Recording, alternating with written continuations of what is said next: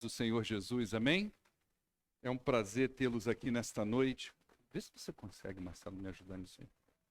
Ter você aqui nessa noite para mais uma noite de louvor, mais uma noite de adoração ao nosso Deus. Dia de domingo é sempre um dia muito feliz, muito alegre, porque desde as primeiras horas da manhã nós já estamos aqui juntos, adorando ao nosso Deus, aprendendo da sua palavra, nos alimentando com a palavra de Deus. Isso é um privilégio. Talvez nós, brasileiros, né, não está legal não, viu?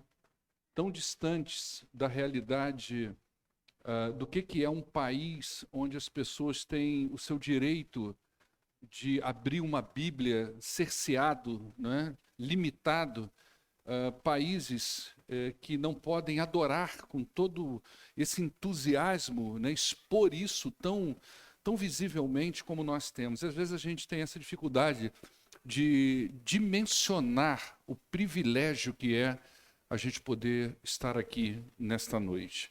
Isso é muito bom para nós. Glória a Deus por isso. Queridos, enquanto você abre a sua Bíblia em Efésios capítulo 4, deixa eu dar alguns anúncios. O primeiro deles é que hoje nós temos Lanche do Brito, ainda temos algumas unidades e o nosso desafio é zerar essas unidades, tá? Parece que ainda tem 24 hambúrgueres. Isso é fácil, você come 2, 3 numa vez, resolve isso, tá certo? Então no final do culto, vai lá em cima e abençoa o ministério infantil. Próximo sábado agora, nós temos, deixa eu começar por... de acordo? Vamos botar na sexta-feira, nós temos reunião da MCM, vai ser tratado um tema que é o câncer de mama, né? E nós vamos ter uma palestra da Fabrícia, que é a irmã aqui da igreja, médica também, e ela vai estar trazendo para nós, quer dizer, para as mulheres, né? Para nós, uma visão aí sobre o câncer e a prevenção do câncer de mama. No sábado, dia 29, às 8 horas da manhã, na sexta-feira, às 19h30, tá? No sábado, às 8 horas da manhã, nós temos uma caminhada do Outubro Rosa. Vai sair aqui da igreja às 8 horas, tá? A nossa fisioterapeuta oficial, cadê ela? Tá ali, a Karen vai fazer um alongamento aí com o pessoal, bacana, tem as camisas. Se você não tem a camisa, não tem problema. Você não comprou, pastor, não comprei, mas eu quero ir. Põe uma camisa branquinha ou uma camisa rosinha clara também pode. Homem pode ir? Homem pode ir também. Então traz seu marido, seus filhos, se quiser trazer a família toda, vem todo mundo para cá. E a gente hoje de manhã, como eu falei, o planejamento talvez seja caminhar até Congonhal e voltar, não é? Mas algumas pessoas acharam muito perto, né? Então, para não chocar muito, não ficar uma coisa muito agressiva, então vai ser uma caminhada curta. Já temos o trajeto, ainda não, mas vai ser um trajeto plano e curto, né? Que a gente tem condições de fazer aí numa boa. Nós temos ainda pulseirinhas, tá? Essas pulseirinhas têm dado o que falar. Eu não sei se chega aos seus ouvidos essas coisas boas, né? Mas ontem,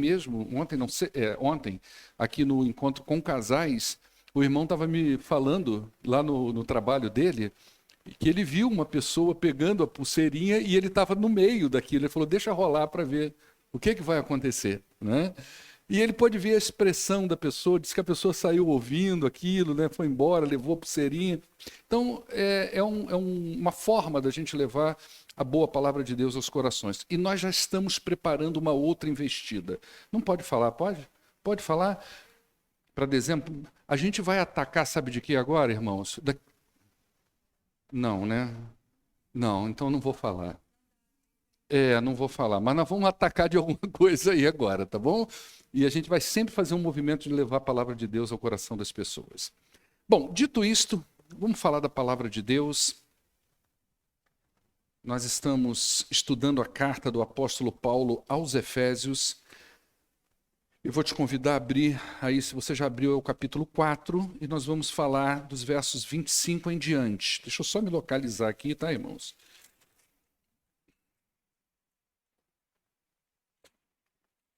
Ok.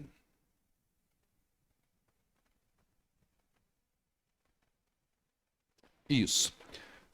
Eu vou ler até o verso 32, para que o texto não fique mutilado, mas eu vou pregar mesmo até o verso 28, só a mensagem não ficar muito extensa, tá? Mas só para que a unidade de pensamento não fique muito desfacelada para nós, eu vou ler o contexto todo. Então diz assim a partir do verso 25: Portanto, cada um de vocês deve abandonar a mentira e falar a verdade ao seu próximo, pois todos somos membros de um mesmo corpo. Quando vocês ficarem irados, não pequem, apaziguem sua ira antes que o sol se ponha, e não deem lugar ao diabo. O que furtava, não furte mais, antes trabalhe, fazendo algo de útil com as mãos, para que tenha o que repartir com aquele que tem necessidade. Nenhuma palavra torpe saia da boca de vocês, mas apenas a que for útil para edificar os outros, conforme a necessidade, para que conceda graça aos que ouvem. Não entristeçam o Espírito Santo de Deus, com o qual vocês foram selados para o dia da redenção. Livrem-se de toda amargura, indignação e ira, gritaria e calúnia, bem como de toda maldade. Sejam bondosos e compassivos uns para com os outros, perdoando-se mutuamente, assim como Deus os perdoou em Cristo. Amém? Vamos orar ao nosso Deus? Baixe sua cabeça. Senhor, muito obrigado mais uma vez por esse privilégio único, ímpar, de poder estar aqui nesta noite, ó Deus. Tenho certeza que muitas pessoas gostariam de estar vivendo isso. Algumas impossibilitadas pela saúde, outras pelas restrições, outras porque moram em países em que não é possível falar do Evangelho de Jesus, não é possível cultuar de uma forma tão aberta como nós estamos fazendo aqui nesta noite. Então eu louvo ao Senhor cada vez que eu tenho esse privilégio de sair da minha casa, poder botar uma roupa, vir para cá, ó Deus, e fazer isso que é tão especial, que é abrir a Tua palavra e pregar o Evangelho. Então, Deus, eu peço em nome de Jesus que esse texto o Senhor aplique ao coração dos teus filhos. O Senhor tem toda a liberdade aqui neste lugar. O Espírito do Senhor, ele tem toda a liberdade em nossos corações e em nossas mentes. Então, ó Deus, aquilo que nós precisamos aqui de nutrientes para a nossa edificação, para o nosso crescimento, para a nossa capacitação, amadurecimento e até mesmo para que cumpramos o nosso papel de igreja, a nossa missão de igreja, eu peço ao Senhor que o Teu Espírito aplique isso aos nossos corações. Em nome do poderoso Jesus Cristo, aquele que vive e reina para todo sempre, é que nós oramos. Amém. Queridos, nós estamos então estudando, fazendo algumas exposições aqui nessa carta, e lembrando que nós estamos na segunda parte dessa carta, a parte que trata da vida diária da comunidade cristã. Como eu venho falando, não vou entrar em tantos detalhes, senão a introdução fica muito grande. Essa carta pode ser dividida em dois grandes blocos. O primeiro bloco, ele é totalmente teológico, dos capítulos 1 a 3. O apóstolo Paulo vai falar da teologia da igreja, como é que nasceu essa igreja, da onde ela veio, qual que é a natureza dela, qual é o grande mistério de Deus que foi revelado com o surgimento da igreja. Tudo isso o apóstolo Paulo trata dos capítulos de 1 a 3, que nós já vimos aí quase que exaustivamente. Depois ele entra numa segunda parte que começa no capítulo 4, que é onde o apóstolo Paulo vai fazer um apelo à igreja de Éfeso. Eu rogo a vocês, eu apelo a vocês, eu insisto para vocês que vocês vivam de maneira digna, de acordo com a vocação que vocês foram chamados. Ou seja, tudo que ele falou dos capítulos 1 a 3, agora ele faz um apelo. Ele diz para a igreja, olha, vocês precisam viver de acordo, apropriadamente, como uma pessoa que foi chamada e introduzida nessa família, nesse mistério que é a igreja do Senhor Jesus Cristo.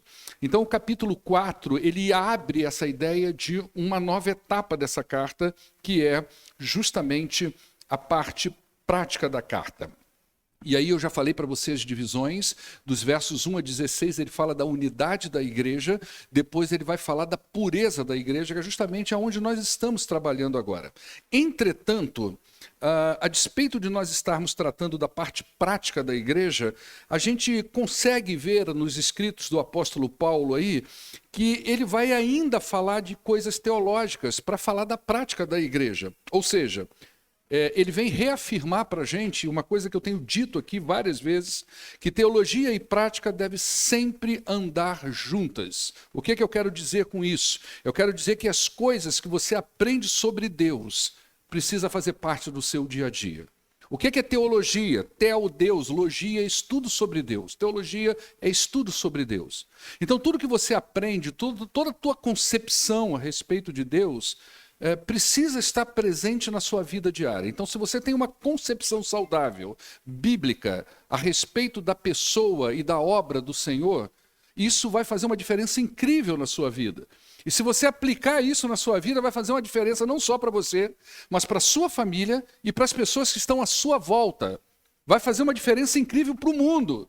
Quando as pessoas olharem para você e ver, poxa, Jesus fez algo tremendo na vida dessas pessoas. E para que os efésios, então, pudessem entender como funciona essa relação entre as coisas que eu sei sobre Deus e como que isso se aplica na nossa vida, ele vai apresentar para a gente 6 exemplos da vida diária. Hoje nós vamos trabalhar só 3, eu li todos, mas a gente vai trabalhar fatiado para que não fique exaustivo demais.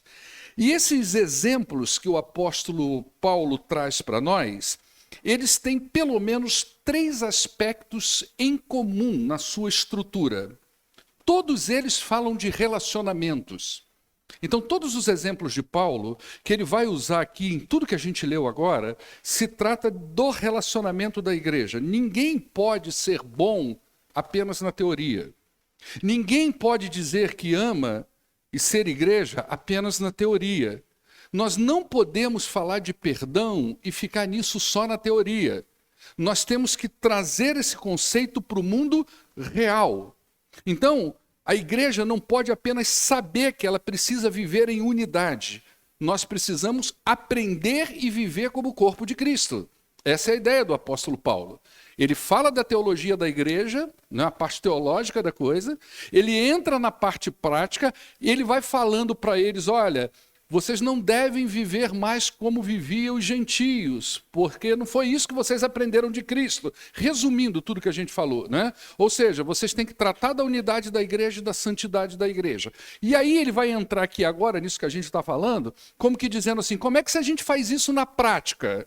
Como é que é isso no dia a dia?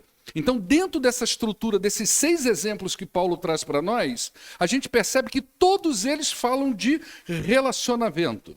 Então, Paulo vai dizer tanto daquilo que eu devo evitar, quanto daquilo que eu devo fazer, para que haja uma influência positiva direta na vida da igreja. E uma coisa que a gente precisa sempre ter em mente é isso. Não é só apenas aquilo que eu deixo de fazer, mas aquilo que eu preciso fazer e ser. Então, esse é o primeiro aspecto de tudo que Paulo fala nesses 6 exemplos. Tudo se trata de relacionamento. Depois, um outro aspecto aí desses 6 exemplos é que todos eles contêm uma proibição, uma coisa negativa, uma proibição negativa, e todos eles contêm um mandamento que é positivo. A gente vai ver isso aqui já no próximo exemplo. Ou seja, não basta apenas eu deixar de fazer ou ser. É preciso eu fazer ou ser outra pessoa. Então, usando a própria linguagem do apóstolo Paulo que a gente viu na semana passada, não basta apenas eu me despir do velho homem. Eu preciso me revestir do novo homem. Isso é muito importante para nós. Não é só tirar uma coisa do lugar, eu preciso pôr outra. Então, usando já um exemplo aqui que a gente vai falar hoje, não basta apenas eu não furtar, eu preciso trabalhar. Não basta apenas eu não mentir, eu preciso falar a verdade. A gente vê isso muito, de uma forma também muito interessante, lá no Salmo de número 1. Se você ler o Salmo de número 1, ele fala exatamente coisas assim, essa dinâmica. Não faça isso. Como é feliz aquele que não segue o conselho dos ímpios. Ele não imita a conduta dos pecadores. E ele não se assenta na roda dos escarnecedores. Olha só, volta lá. 3 coisas que o cara não faz, não deve fazer. Não é? E aí passa para o verso 2. Ao contrário, ou seja, o que ele deve fazer? O que ele tem que colocar nesse lugar? Sua satisfação está na lei do Senhor. E nessa lei ele medita dia e noite. Então não é só aquilo que eu deixo de fazer, é aquilo que eu devo colocar no lugar e a partir de então ser. E é isso que Paulo vai trazer na estrutura desses 6 exemplos. Trata-se de relacionamento.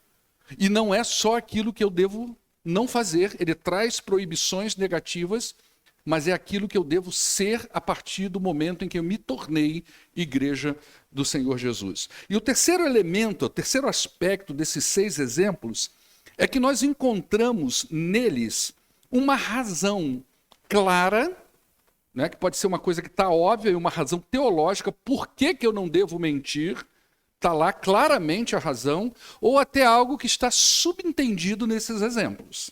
Então, nossas crenças, é como se ele estivesse dizendo para nós que as nossas crenças, a nossa teologia, ela precisa estar totalmente atrelada e associada aos nossos comportamentos. Um exemplo, coloca o verso 1 aí, Helder. Vamos no primeiro exemplo que o apóstolo Paulo... verso 1 não, desculpa, verso 25. É o exemplo 1, né, que o apóstolo Paulo traz para a gente. Olha só. Portanto, cada um de vocês deve abandonar a mentira. O que é isso? Uma proibição negativa. Tá? E deve falar a verdade com o próximo. O que é isso? É um comportamento positivo. Tá? E a razão? Você deve falar a verdade com o seu próximo, pois todos somos membros do mesmo corpo. É a razão teológica por que eu devo parar de falar mentira e viver a verdade. A gente vai destrinchar isso aqui um pouquinho. Deu para entender mais ou menos isso? Tranquilo para nós, né? Olha como que Paulo é muito didático. Por que ele é assim? Porque ele quer que eu e você saiamos daqui hoje entendendo quem nós somos. Entendendo o que nós devemos fazer, entendendo como nós devemos ser, porque isso muda tudo na vida da gente, isso muda tudo na comunidade do Senhor Jesus, e isso muda muita coisa até para as pessoas de fora da igreja, que precisam ver na igreja um referencial, não é? Então, o primeiro exemplo de Paulo está aí, ó. Portanto, cada um de vocês deve abandonar a mentira e falar a verdade ao seu próximo, pois todos somos membros do mesmo corpo. Primeiro exemplo de Paulo, ele está ligado diretamente aos nossos relacionamentos. Não pode haver um relacionamento harmonioso e saudável à altura do povo de Deus se a mentira estiver presente.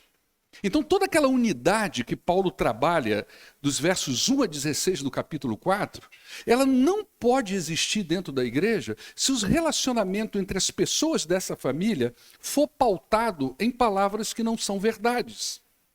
Quando se trata dos Efésios, e não é muito diferente da gente, a gente pode até inferir que eles venceram uma primeira grande mentira na vida deles, que foi a idolatria que eles viviam. Então, lá em Romanos, por exemplo, capítulo 1, verso 25, um texto bem correlato, bem paralelo a esse aqui, que a gente já usou, as pessoas cuja mente estavam entenebrecidas, que desprezavam o conhecimento de Deus, que tinham uma disposição mental reprovável, igualzinho aos Efésios antes da conversão, eles trocaram a verdade de Deus pela mentira da idolatria. Então, essa foi a grande primeira mentira que eles venceram na vida dela. E tem muita gente que precisa vencer essa mentira. A mentira de estar com a sua vida atrelada a uma religião falsa, a uma vivência espiritual fora das escrituras sagradas. Às vezes a pessoa é gente boa, a pessoa é muito legal, mas ela vive sinceramente enganada na religião onde ela está fundada na idolatria. Então, Paulo vai trazendo isso para nós, e o que a gente vai vendo que os Efésios, talvez a grande primeira mentira que eles venceram, foram justamente essa vida que eles tinham atolada na idolatria. Alguns adoravam ídolos, outros o ídolo era o poder econômico social, outros adoravam a sua capacidade de interpretar a vida, a sua intelectualidade, outros adoravam o trabalho, ou seja, eles colocavam alguma coisa no lugar de Deus. E isso acontece até hoje com muita gente. Tudo aquilo que nós vamos colocando no lugar de Deus, entre nós e Deus, que vai roubando a nossa energia, vai roubando as nossas prioridades, vai roubando a nossa atenção, e nós vamos, de certa forma, até sem perceber, glorificando essas coisas, dando valor a essas coisas vão se constituindo os ídolos na nossa vida. Eu me lembro que eu preguei aqui nessa igreja, há muito tempo atrás, não é? Uma mensagem com um título assim: Nós e os nossos bezerros de ouro. Alguém lembra disso, gente? Então eu posso pregar de novo. Ninguém lembra, né? A gente não lembra nem o que almoçou hoje. Por isso que o apóstolo Paulo diz assim, eu não sei se foi para a igreja de Filipenses: amados, eu não canso de escrever para vocês as mesmas coisas. Que a gente esquece das coisas. Eu me lembro, isso deve ter uns, sei lá, 6 anos atrás, 7 anos atrás, num culto de meio de semana, que é um culto vazio, eu preguei essa mensagem: nós e os nossos bezerros de ouro, né? Então eles já haviam abandonado a maior mentira da vida deles, que era uma vida sem Cristo, uma vida à parte da existência de Deus. Agora, o que se esperava da vida deles é que eles tirassem da própria relação deles as mentiras cotidianas, porque eles foram redimidos. Então se esperava que essas pessoas redimidos fossem honestos, íntegros, sinceros em tudo aquilo que eles pudessem produzir e fazer na sua vida. Ou seja, eles deveriam ser pessoas dignas de confiança. São pessoas boas da gente tratar. Eu não sei quanto a você, se você já teve a experiência, porque para mim, isso acho que vai de cada pessoa, né? Eu tenho uma dificuldade muito grande. Para mim, uma coisa horrorosa é você lidar com uma pessoa que você não pode confiar nela. Você não sabe o que aquela pessoa vai fazer com a informação que você dá a ela. Você não sabe se as palavras dela está, de fato, representando uma verdade, uma sinceridade. E nós, brasileiros, somos peritos nisso. Quantas pessoas você já chamou para ir para a igreja? Vamos lá na igreja fazer uma visita lá, e a pessoa afirmou para você que vinha, mas o sim do brasileiro, né, já diziam isso na Copa do Mundo, é um não. Vocês lembram da Copa do Mundo no Brasil, que teve uma jornalista, não sei se foi francesa, que elaborou, inglesa, sei lá, elaborou uma cartilha com o que era o Brasil, e uma das pautas era justamente isso: não acredita no que o brasileiro fala, porque o sim dele é não. Ele diz que vai, mas ele não vai, não é verdade? Então, se espera que o povo de Deus, esse povo redimido, essas coisas não estejam mais existentes na vida deles. Agora, o que se espera dele é uma vida diferente. E Paulo vai apresentar aí 2 razões teológicas para explicar esse primeiro exemplo. Primeiro, eu devo falar a verdade com o meu próximo. Esse próximo é uma pessoa importante. Existem mandamentos diretos na Bíblia em relação ao amor ao próximo. É uma questão teológica. Lá em Mateus 22, 39, né, quando Jesus vai reduzir os mandamentos, a lei toda, aquela coisa em 2, ele vai dizer: o segundo mandamento é semelhante a ele, ou seja, você precisa amar o seu próximo como a você mesmo.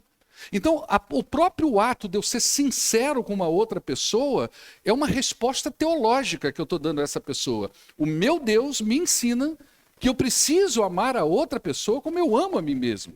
Então, quando eu não sou sincero, verdadeiro com os outros, né, principalmente com aquele irmão na fé em Cristo Jesus, é como se eu não estivesse amando a ele, né? Então, há uma razão teológica aqui muito forte para eu, enquanto crente em Jesus Cristo, membro da família de Cristo, ter a minha vida aberta, sincera. Eu sou aquela pessoa ali e não outra, não é?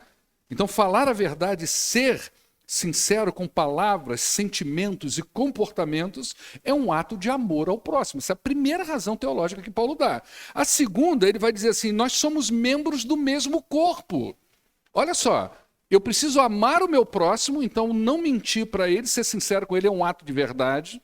E nós somos membros do mesmo corpo, ou seja, a mentira, ela é um ataque à unidade do corpo.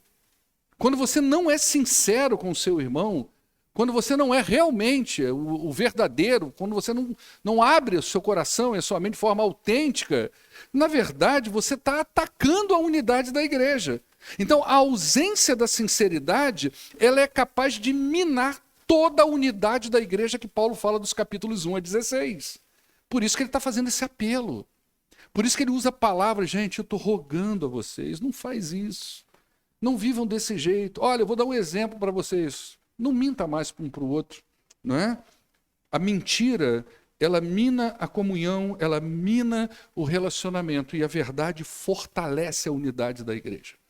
Os relacionamentos baseados na sinceridade, eles fortalecem a unidade da igreja. Então, esse é o primeiro exemplo que Paulo usa, né? Ele proíbe de forma bem negativa essa ideia da mentira, ele dá um start, né, positivo da verdade, e explica 2 razões teológicas porque a gente não deve mentir um para o outro. Primeiro, você é meu próximo, e eu sou o seu próximo. E segundo, que nós somos membros de um mesmo corpo. Segundo exemplo, quando vocês ficarem irados, não pequem, apaziguem a sua ira antes que o sol se ponha e não deem lugar ao diabo. O que é que Paulo está fazendo aqui? Ele está citando um salmo. Ele está citando a parte primeira ali do Salmo 4, do verso 4 do Salmo 4. Então, ele está trazendo, vê se não é isso. Quando vocês ficarem irados, não pequem. E ao deitarem, reflitam nisso e aquietem-se. Né? Ele não usou o Salmo todo, mas ele usou a primeira parte do Salmo aqui. Tá? Aí no Salmo, o salmista ele parece estar exortando algumas pessoas que estavam contra ele, não necessariamente de fora do reino dele. Parece que eram pessoas do próprio reino, do próprio convívio dele, mas que estavam se voltando contra ele. Quando Paulo usa esse texto aqui, parece que ele está reconhecendo um sentimento que existe na vida do crente e que ele pode, de vez em quando, até usar. Então, olha o que ele está dizendo. Quando vocês ficarem irados, ou seja, ele está reconhecendo, ele está legitimando o sentimento, ele existe. Você é ser humano. Isso faz parte da emoção humana. Você fica irado, não é? Mas quando vocês ficarem, não pequem. Então ele está reconhecendo o sentimento, ele está legitimando o sentimento e ainda está dizendo o seguinte, vai acontecer. A pessoa pode ser a mais calma do mundo. Ela tem uma hora que ela pode manifestar esse sentimento aí. Tá? E não deve se sentir culpada por isso. Muitos estudiosos entendem que nós podemos encontrar na Bíblia dois tipos de ira. Uma delas é a ira que nós chamamos de justa, e a outra é a ira que nós chamamos de injusta. Então, por exemplo, no verso 31 desse capítulo, que o Helder vai colocar aí para a gente, olha o que Paulo fala: livrem-se de toda amargura, de toda indignação e da ira. Ela aparece aí. Tá certo? Lá no verso 26, ele diz assim, olha, quando você irá, não peque, ou seja, pode acontecer. Mas aqui ele disse para eu, no verso 31, que eu tenho que jogar isso fora. Não é? Então, aqui no verso 31, por exemplo, é como se Paulo estivesse falando de uma ira que não convém a gente. Lá no capítulo 5, verso 6 aí de Efésios, Paulo vai falar de uma outra ira, a ira de Deus. Ninguém vos engane com palavras tolas, pois é por causa dessas coisas que a ira de Deus vem sobre os que vivem na desobediência. Opa, tem uma outra ira aí. É uma ira divina. E todos nós sabemos que a ira de Deus é diferente da ira dos homens. A ira humana, ela na maioria das vezes, reflete o nosso desejo de vingança, de punição, de raiva, de amargura, de ódio. A gente, quando sente a raiva de uma pessoa, uma ira com uma pessoa, ela pode vir acompanhada desses desejos que a gente tem no coração, que são sentimentos que a gente chama de sentimentos negativos. São sentimentos que não trazem um bem-estar nem para a gente, nem para quem está perto da gente. Por outro lado, a ira de Deus é justa. Ou seja, a ira de Deus tem a ver com o pecado. É como se fosse a justa retribuição de Deus, que é santo, ao pecado. É a resposta do santo ao pecado. Então, se somos povo de Deus, nós precisamos aprender com o próprio Deus sobre ira. Então, a nossa ira, ela deve ser canalizada para o objeto certo e da forma certa. O crente, ele deve se irar por aquilo que ira o próprio Deus. Ou seja, o pecado. E aqui existe uma mensagem muito forte para a igreja de hoje: a não tolerância ao pecado. Às vezes a gente pega o pecado, traz para dentro da igreja, coloca debaixo do tapete, administra ele, né, e vai Deus não se associa com isso. E por vezes a igreja precisa se posicionar em relação ao pecado que o mundo está impondo sobre ela também. Porque o mundo ele vai fazendo assim com a gente, ele vai acuando a gente e ele vai tentando nos modelar para que a gente fique do jeito dele, para que a gente se pareça com ele. E ele vai entrando com força dentro da igreja. Então, por vezes, a igreja precisa realmente se posicionar com o pecado que o mundo está impondo sobre ela. E às vezes o crente, Ele vai ser obrigado a quebrar a paz mesmo dentro da igreja em função do pecado que pode entrar dentro dela. Então vamos pensar no seguinte, poxa, vamos manter a paz aqui na igreja? Vamos manter a paz. Então todo mundo vai aceitar todo mundo numa boa, vamos tolerar um ao outro. Pastor, vamos viver aquela coisa assim do venha como está. Até aí tudo bem. Mas pastor, vamos permanecer como estamos. A gente não vai ter problema nunca. Mas a partir do momento que você pega as escrituras sagradas e você começa a perceber que o pecado precisa ser tratado, que ele precisa ser confrontado e que ele precisa realmente ser curado daquilo ali, aí você começa a quebrar essa paz. Aí você começa a ter problema dentro da igreja. E essa quebra de paz, às vezes ela é necessária em função do que está entrando dentro dela. Tem um escritor e comentarista chamado Edmund Kindley. Ele, comentando essa carta, ele diz assim, o maior pacificador talvez tenha que assumir o papel de rompedor da paz como uma obrigação sagrada de manter a santidade e a pureza da igreja. Então, a ira, a gente faz parte da vida da gente. Mas o crente tem que estar atento ao que ele se ira e contra o quê? Qual é o objeto dessa ira? E se nós somos família de Deus, se nós somos povo de Deus, se o Espírito Santo está no seu coração, o que deve te causar mais indignação, mais ira, mais ódio, mais raiva, é o pecado. E não necessariamente as outras pessoas. Então, só que, presta atenção, mesmo em se tratando de uma ira justa, nós devemos nos lembrar que nós somos pecadores. E nós temos a habilidade de transformar o que é certo naquilo que é ruim e errado. Por isso que Paulo vai dar para a gente 3 alertas sobre a ira, mesmo ela sendo justa. Mesmo que o seu coração se encha de ira em relação ao pecado. Você está sentindo como se você estivesse sentindo o coração de Deus. O zelo pelas coisas do Senhor está te consumindo. Mas Paulo vai dizer, olha, eu vou te dar 3 alertas, porque você é pecador. E você tem a habilidade de transformar aquilo que é certo no errado. Então ele vai dizer, não pequem. Ou seja, a gente deve trabalhar para que a nossa ira não esteja embebedada no desejo de vingança e amargura da alma, mesmo que ela seja justificável biblicamente. A gente tem que tomar um cuidado incrível para aquilo que até então pode ser uma coisa justificável, não ser transformada num desejo de vingança, de raiva e de amargura da alma. Por isso que Paulo vai dizer, olha, irai-vos, mas não pequem.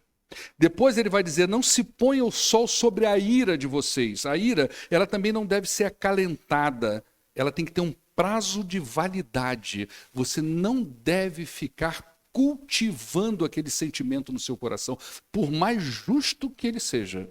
Mas não é um sentimento para criar raiz dentro do seu coração, porque aquilo pode vir e cultivar e gerar amargura. Depois ele vai dizer assim, não dê lugar ao diabo. Por que ele diz isso? Porque Satanás sabe que existe uma linha muito tênue em se tratando de ser humano entre uma ira justa e uma ira injusta. Então ele vai sempre estar ali na espreita para tentar você a sentir mais do que aquilo que é normal. A transformar qualquer sentimento em relação ao pecado num sentimento de desejo de vingança em relação à pessoa que está envolvida naquele negócio ali. Então a gente tem que tomar muito cuidado com esses sentimentos de ira. Por mais que ela seja justificável, Paulo vai fazer, não pequem, não leve isso para dormir na cama com isso, não fique cultivando esse sentimento no seu coração e toma cuidado, tenha discernimento, porque Satanás está na espreita da sua vida e ele pode transformar isso numa arma contra você e contra o Senhor. Então esse é o segundo exemplo. O terceiro e último exemplo que a gente vai falar aqui hoje, ele vai dizer aí no verso 28, o que furtava não furte mais, antes trabalhe fazendo algo que é útil com as mãos, para que tenha o que repartir com o que estiver necessitado. Então Paulo aqui está fazendo uma citação do 8º mandamento, não furtarás. Então, a aplicação desse mandamento aqui ela é bem ampla para nós. Tá? Quando a gente fala em furto ou roubo, nós somos levados a pensar logo naquele cara, né, que roubou, assaltou, ou então uma pessoa que deixou uma carteira aqui, pegou um dinheirinho. Então, você está roubando, não é? Mas é mais do que isso. Isso envolve, mas a gente pode acrescentar aqui as fraudes, as manipulações financeiras, os golpes. tantas coisas que as pessoas podem fazer que se constitui roubo. A gente pode ampliar mais, a gente pode falar, por exemplo, de empregados que roubam os seus patrões no que tange a finanças, qualidade do seu serviço, o tempo do seu serviço. Você está ali naquele ambiente de trabalho, você tem um horário de trabalho, você é pago por aquele horário de trabalho, você não faz direito às coisas que você deve fazer, né? Você foi contratado para isso e você usa aquele horário e ambiente de trabalho muitas vezes para realizar coisas que você, para a sua vida, para você, né? Fora que nós temos agora um ladrão de tempo nosso no trabalho que se chama celular. Então muitas vezes está lá o funcionário, né? Aí depois ele faz um cálculo, nossa, eu fiquei 3 horas no celular hoje. Como assim? Você não está trabalhando, não? 3 horas no celular, né? Então, a gente, quando está no papel do funcionário, a gente tem que tomar muito cuidado, que às vezes você não está metendo a mão lá no caixa, você não está roubando dinheiro, mas está roubando a qualidade do trabalho. A resposta que você tem que dar àquilo que está sendo investido em você. Ou você está roubando o tempo que está sendo investido em você, não produzindo direito, não fazendo o que se deve fazer, né? A gente pode aplicar isso também a patrões que usurpam seus funcionários, oprimindo essas pessoas e negando a eles também o direito. Às vezes o problema não é o funcionário, é o patrão, né? Ele oprime o funcionário, ele usurpa o funcionário, ele não dá os direitos necessários àquele funcionário, né? E Paulo então vai orientando a igreja a não somente deixar de fazer essas coisas, mas a pôr a mão na massa e trabalhar. Uma pessoa ela pode até conceber a ideia de não roubar, mas ela vive improdutivamente. E a Bíblia nos orienta sempre a trabalhar. Você quer viver bem? Você deve trabalhar para isso, né? E é através do trabalho que nós sustentamos a nossa família e sustentamos a nós mesmos. Além do mais, Paulo ainda fala da ajuda que nós devemos dar aos necessitados. Ajuda essa que muitas vezes vai advir do nosso trabalho. Então, a gente pode ter caso, por exemplo, de pessoas que, por razões justas, não conseguem ganhar o pão de cada dia. Então, nós somos instruídos como crentes em Jesus Cristo a olhar para a necessidade dessas pessoas e ajudá-las também. É claro que isso aí é um discernimento muito grande que a gente tem que ter, porque hoje a gente tem pedintes profissionais, né? Pessoas que você vê claramente que não há uma necessidade justa naquela atitude, mas ele fez daquilo ali um mecanismo de produção de dinheiro. Né? Então, nesse caso, a gente não tem que alimentar esse tipo de procedimento, de comportamento. Pelo contrário, a gente naquela hora, e há um apelo emocional muito grande, né? Há um apelo e olha para você e faz gesto, e se vê uma Bíblia no teu carro, você está lascado, irmão. Você é crente, não vai dar o dinheiro, que é a coisa toda, né? Mas só que alguém tem que pôr um ponto naquilo ali. Mas existem necessidades que elas são justificáveis. Você vê que a pessoa não consegue produzir a sua renda. Então, é um dever nosso poder ajudar essas pessoas. Então, o povo de Deus, ele deve olhar para as suas necessidades e para a necessidade dos necessitados, né? Tanto aqueles que estão dentro do corpo de Cristo e até mesmo aqueles que estão fora. Lá em 1 João capítulo 3, verso 7, o apóstolo diz: se alguém tiver recursos materiais e vendo seu irmão em necessidade e não se compadecer dessa pessoa, como pode permanecer nele o amor de Deus? É incongruente. Você, como crente em Jesus Cristo, com propriedades, com situação razoável, ou que, enfim, você consegue pagar suas contas, vamos dizer assim, né? E de repente você tem uma pessoa necessitada no corpo de Cristo, que às vezes precisa de uma ajuda sua, que às vezes precisa que você meta a mão no bolso, de fato, e você não faz nada. A Bíblia está dizendo para nós como que o amor de Deus permanece nessa pessoa. É incongruente uma coisa com a outra, tá? Então esse é um recado muito poderoso que vem das Escrituras para aqueles que são salvos em Jesus Cristo. Se o amor de Deus está em você e você nele, trabalhe para você, trabalhe para a sua família e não se esqueça de quem precisa também. Esse é um recado poderoso de Deus para a vida da gente. Então veja bem, irmãos, para a gente ir para uma conclusão, não é? Paulo abriu o capítulo 4 falando da prática da igreja.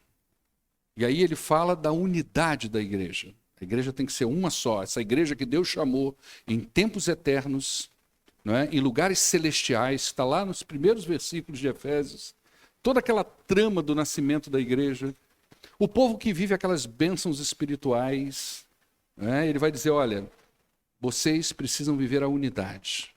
Depois ele começa a trabalhar uma outra marca da igreja, que é a pureza, a santidade. Quando ele entra para falar sobre a pureza e a santidade da igreja, ele mostra para a gente o lado teológico da coisa. Ele fala assim, olha, isso aqui é uma vida perdida, sem Cristo. Vocês não devem viver como gentios, não devem viver dessa forma. E aí no verso 20 ele diz, não foi isso que vocês aprenderam de Cristo. E ele vai dar o aspecto teológico do salvo.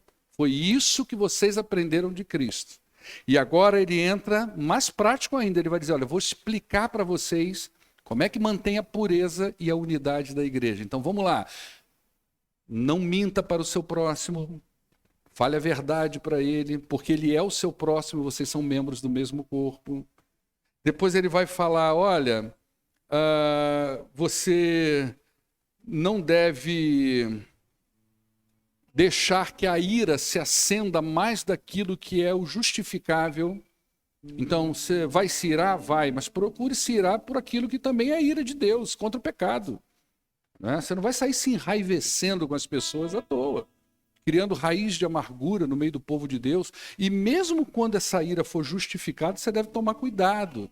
Então, não deixe ela transformar numa coisa injustificável, não cultive esse sentimento dentro do seu coração, não é? E cuidado que Satanás está na espreita, e estando na espreita, ele pode armar recursos para fazer com que você realmente comece a cultivar um desejo de vingança no coração, de amargura. Então toma cuidado com isso. Depois ele vai dizer, olha, aquele que furtava, não furte mais. Ou seja, se você tinha uma vida que usurpava o direito dos outros, dinheiro dos outros, tempo dos outros, né? Você não era honesto com as pessoas. As pessoas confiavam em você, mas a resposta que veio você não era legal. Você era fraudulento, você fraudava o governo. Eu já dei um exemplo aqui para vocês. Quando eu me converti, eu era gerente de uma loja responsável por tirar notas fiscais de condomínio, licitações, sabe aquela braba? Prefeitura, eu lidava com esse povo, exército, marinha, aeronáutica, prefeitura, hospitais, condomínios, igrejas. E eu enfrentava muito essa questão porque tinha toda uma mutretada que eu tinha que fazer ali, né? E quando eu me converti, eu tive que lidar com isso. E quando veio, e não tinha outro, era eu que fazia isso. E eu peguei o talão, e naquela época a gente tirava a nota, sabe como, irmãos? Aquele talãozão de nota grande de 3 vias, que alguém já tirou essa nota? Lembra que tinha a nota pequena D1, né, que era de balcão, mas quando era para essas coisas era aquela nota de 3 vias, que a gente botava o carbono com aquela coisa toda, né? Totalmente manipulável aquilo ali. E eu peguei aquele talão e dei na mão do meu patrão e falei para ele, nunca mais eu faço isso na minha vida. Botei meu emprego na risca, gente. Cabeça na guilhotina. Nunca mais eu faço isso na minha vida. Converti. Devo nada a ninguém. Pago imposto de renda. Tudo certo. Luz, água. Não faço gato. Não faço nada. Então, a vida mudou. Você converteu. Pelo contrário, você tem que trabalhar. Viver do seu trabalho. E Deus te abençoando no seu trabalho, olha a sua volta, vê se não tem alguém que às vezes pode ser abençoado por você também, né? Então a gente conclui aqui, tudo aqui tem a ver com relacionamento, tudo aqui tem a ver com santidade, 2 marcas essenciais que diferem a igreja do mundo. A gente não vai ser igreja na plenitude do Novo Testamento se a gente não vencer essas coisas na vida, se o crente não vencer isso. As pessoas vão olhar para a igreja, para os crentes, e falar, mas onde está o limite de uma coisa e de outra? 2 marcas da igreja que Paulo está trabalhando, unidade e pureza, unidade e santidade. A igreja não pode viver apenas de discurso teológico. A gente está no mundo real. A gente está lidando com as pessoas, com família. Então a gente não pode ficar naquela fantasia da teologia. A gente tem que trazer isso para a realidade, para a prática, para o tete-a-tete. E por último, quando a gente deixa de fazer o que Paulo está dizendo para a gente deixar de lado, e passamos a fazer o que é positivo aqui nesse texto, a gente está reforçando a comunhão dos santos e a pureza da igreja. Ele não colocou isso aqui à toa, não, gente. Ele colocou isso aqui como dizendo para a igreja, é assim que vocês mantêm a unidade, é assim que vocês mantêm a pureza, fazendo essas coisas no dia a dia. Vocês já venceram a mentira da vida. Deus trouxe vocês para um outro lugar, outra realidade. Nessa carta, Paulo vai dizer, nós fomos transportados das trevas para o reino da maravilhosa luz. Olha só, olha que coisa maravilhosa. Então ele vai dizer, eu faço um apelo para vocês, vivam como filhos da luz. Amém? Vamos adorar o nosso Deus.